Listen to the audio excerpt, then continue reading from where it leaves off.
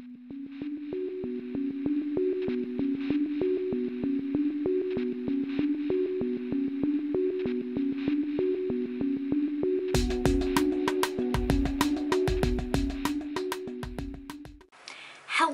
ladies and gentlemen, and welcome to my weekly vlog review of freaking Bates Motel. So strap yourselves in and make your reservations, and spoiler alert, because I will bear all in this review as per the norm.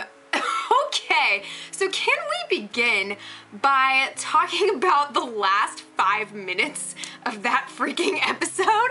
Okay, that was ever so slightly a bit of an emotional roller coaster for me, okay? Because it's like, oh, you know, finally everything's great, you know, Norman's just kind of plucking away with his little taxidermized pooch and just, you know, everything's great, and Emma, the only woman in his freaking life who is not trying to control the living crap out of him, makes a confession of true affection to this kid who doesn't know what it means to be not controlled, for someone to love unconditionally, and I think Emma does to Norman. I mean, sure, she's jealous, but she's upfront about it, you know, she's not gonna hide it, she's not gonna, you know, pussyfoot around it until all hell breaks loose. I mean, she's just straight up and honest, and arguably one of the only sane people in this process. So everything's great, and they hug, and I cry, and then we go back to the motel, and, you know, we're having a nice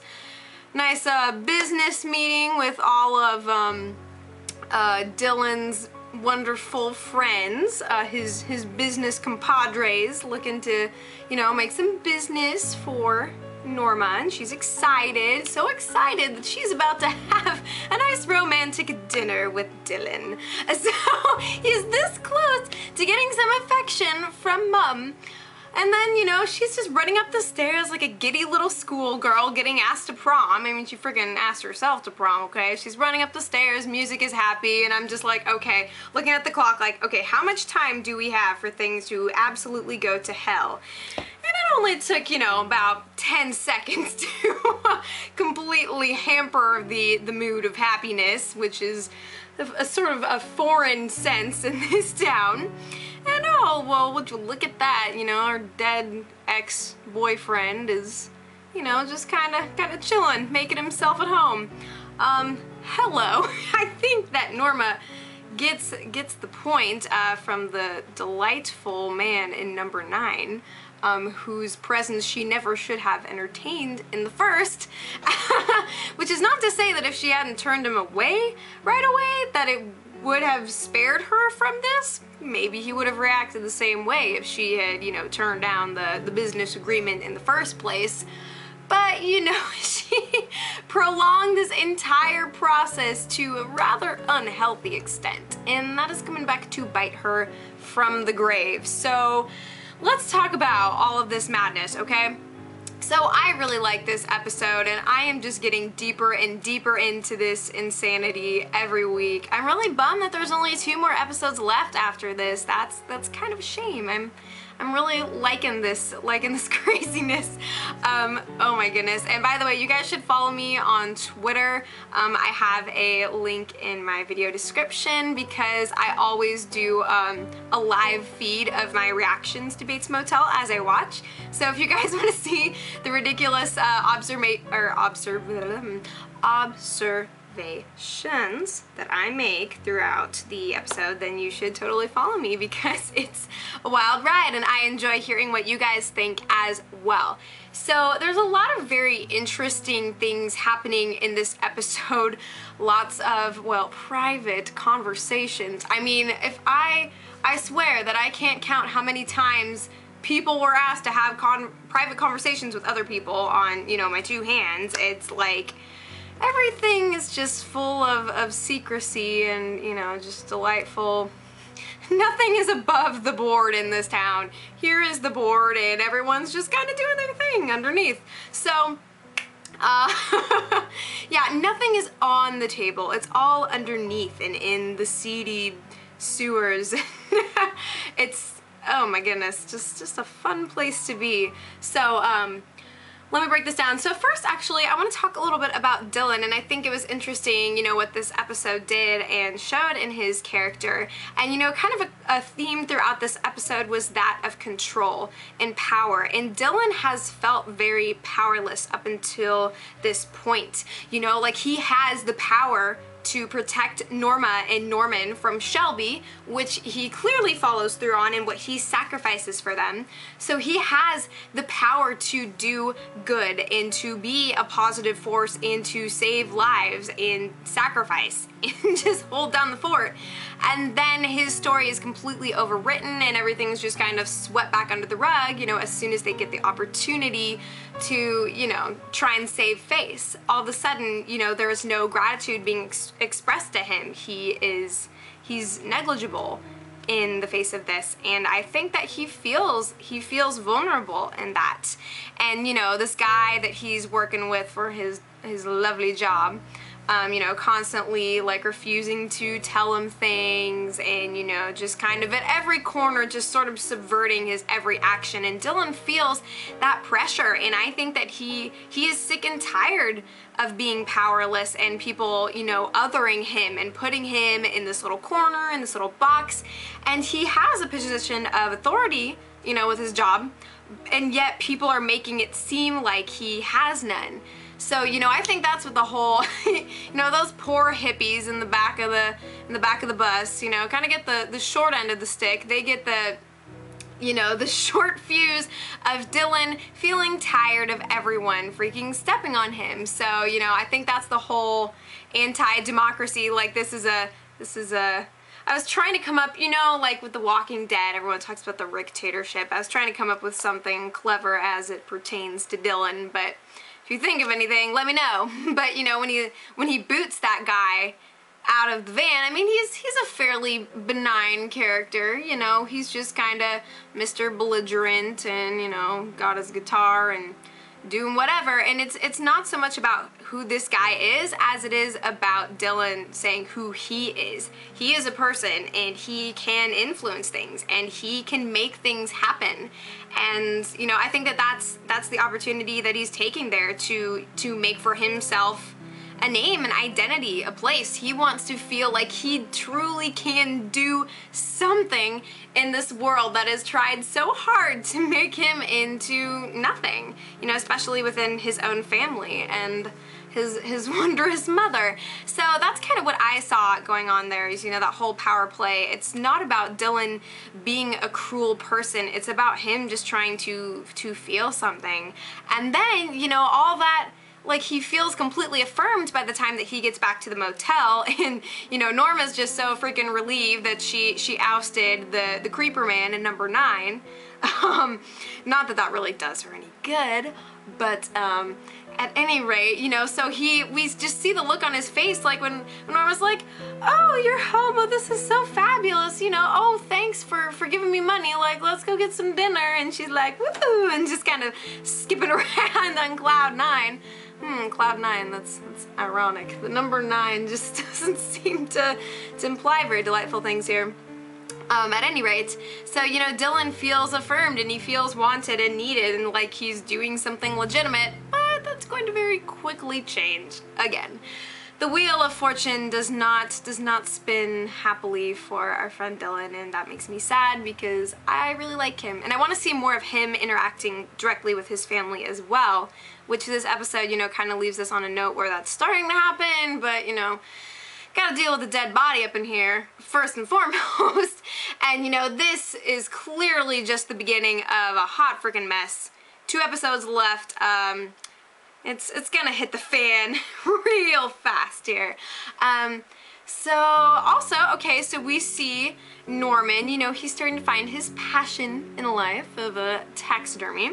This is a peculiar hobby in the eyes of his mother, who is constantly trying to normalize everything by, you know, asphyxiating the possibility of something being perceived as creepy and bad. And this is just like, this episode is just a psychological friggin' heyday up in here, okay? Like, there is just so much to look at in the character of Norma, and I love how Vera Farmiga portrays her. She does such a good job of encapsulating, you know, just this desperate struggle for control that Norma is constantly in, and it informs her every movement. I mean, I have a hard time watching her because she is constantly like, you know, she's like this little like bobblehead, just like, it's like she wants to have eyes like on every facet of her being so that nothing will escape her notice, and she can do something to immediately change it if it is not to her liking.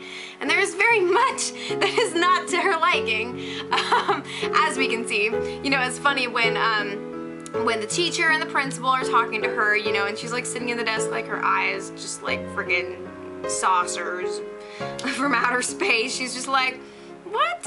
And you know, they're telling her like, you know, maybe he needs to see a therapist, and she's like, well, I want to choose the therapist. And I thought for sure that she was just gonna, you know, sit Norman down in a corner and be his therapist, but no, you know, she I mean, she freaking follows him into his therapy session, and the guy is asking legitimate questions, and Norman is constantly, you know, looking to his mother, and you know, like as soon as he speaks, she picks up the baton and starts running the marathon for him. And there is no way that he can legitimately, you know, win the race, if we're gonna go with this metaphor, if his mom keeps stepping in for him, but she cannot shut up. Oh my goodness, I was just dying. That whole scene was like, Norma, there's this thing that happens with your mouth where it doesn't stop moving. I really wanted the therapist to say something like that, you know, like he's going to like kind of diagnose her on the spot, and he kind of does, you know, he sort of nails her to the wall with his, you know, he's like, you are a controlling person, and she's like, about that, how about no, I'll never see you again and screw the world. It's like she is so clearly desperate and completely oblivious to it. I mean, just the look on her face, you know, when the therapist is asking her, you know, it's like, how about you come in for your own sessions? She's just like, that's just the complete opposite of peachy.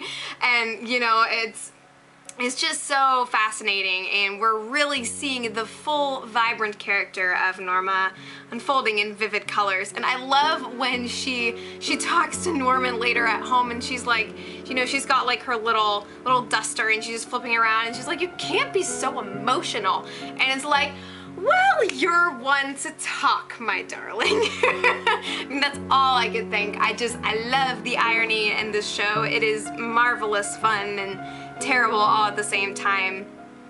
And yeah, so many interesting things happen in this episode. What else? Also, can Bradley just go die? I will not be sorry if I never have to see her face again. It's just, it doesn't move. I swear, she's a psychopath. Like, she comes up to Norman in the hall and she's just like, Norman, why would you do that? See, I have a boyfriend, and you know, that's just not cool. We just can't, you know, it's whatever. And it's like, do people like you exist? From what planet did you come? Like, why? Women, just, no, so many kinds of no. Praise the Lord for Emma, okay? And, you know, showing up those girls in the restroom, I was just like, kill them dead. It was quite a satisfying moment. You know, finally we see someone who truly cares about Norman. And you know, and it's interesting, I love how Norman is portrayed as being so much at ease, you know, when he's in the process of doing the taxidermy stuff. And like, you know, when Emma approaches him at the end, he just looks genuinely like, oh, everything is great. And you know, for him, this is being in control. He preserves, you know, things that are significant to him, and he gets the chance to have those things forever, things that are taken away from him. And you know, so that was a really cool moment. And of course, you know, later on, as it turns out in Psycho, well, taxidermy is a bit of an important thing to Norman there. So I like that is really being explored in this episode and in the show. And okay, so let's talk about Abernathy. So I think I had this suggested to me on Twitter, that probably the thing, you know, that he's talking to Norma about after she ever so intelligently follows him to the docks and, you know, has that delightful confrontation. I feel like I've said, like, delightful and wondrous and so many words of that nature in this vlog. It's just, I can't get enough of this stuff and just how, I don't even know. And I love how the crazy creepy music starts playing, like whenever Abernathy, he's just got, like, you know, he's got that pedo bear face going, like, at any given time. Like, you know, when Norma's, like, trying to, like, creep away from the docks and he just, like, pulls it backwards, like, well, hello there, miss. It's just like, he is the perfect creeper, okay? Just flawless. A+, you win. Now, how about you skedaddle on out of here? But that is just not the case. It's the flies and the trap, alright. And you know, when he's like, so where is it? Where'd you hide it? I think that we're talking about the creepy ass journal that Norman discovered way back towards the beginning and he was looking at, etc., etc. I think it definitely pertains to that situation, and you know, Abernathy's suggesting that everything is interconnected and he's got leverage and you know, he's at the top of the ladder. The question is anybody going to be able to tip that ladder before he successfully accomplishes whatever it is he plans to do while on top of that ladder, okay? So it's this whole delightful, messy conspiracy, and of course, with the preview we see next week, you know, Norma's going to be like, we have to move again, and it's like, but every, you know, whenever they move, like, it's pretty much Norma's fault, and I mean, it's just, I don't even know. I don't even know. This business is just ridiculous. I just love how creepily Abernathy is portrayed and how, you know, Norma is just dancing around the fire the whole time and expecting not to get burned, but that's just not in the cards for this woman, okay? So I'm trying to think of anything else exciting that happened in this episode. Lots of good things, lots of good developments. I like, you know, how we're getting into the characters, and you know, Norma's in this place of like, yeah, I fit in for the most part, and you know, Norma is the one trying to tell him to fit in, and she clearly doesn't know how to do so herself, and she is constantly trying to manipulate everyone around her. You know, we see that from the beginning until she's in the therapist's office, you know, being told that she does that. And, you know, it's just about time. It's about freaking time. And I'm very concerned for the way that things are going to be going in the upcoming episodes. You know, we are in the end game here. So what do you guys anticipate is going to happen? We see some more, as it would appear, dead bodies up in here in the next preview. So who is going to be doing the slaying? What is happening? Okay. So thank you guys so much for watching my review. If there's anything that I forgot to make mention of, then do let me know. We will talk about it below. You guys are all wonderful and fabulous. I'm going to go see The Great Gatsby this week, so I just might do a little vlog about that. And there is supposed to be another Dexter Season 8 trailer, a full meaty chunk of insanity that's coming out this week, and I'm going to be tackling that too. Yeah, so theme of this episode, control, control, control. Who has it? Who is having it taken away? Who's gonna get it in the end? I mean, that kind of sums up everything in just a neat little package there. So, alright y'all, you are awesome and fabulous, and I have hair stuck on my lips, and life is good. Life is good. Oh yes, and Hannibal is coming soon. You guys are wonderful. I'm gonna peace out before I bore you to death with my incessant ramblings. Bless your faces and enjoy your freaking evening. I'll talk to you guys soon.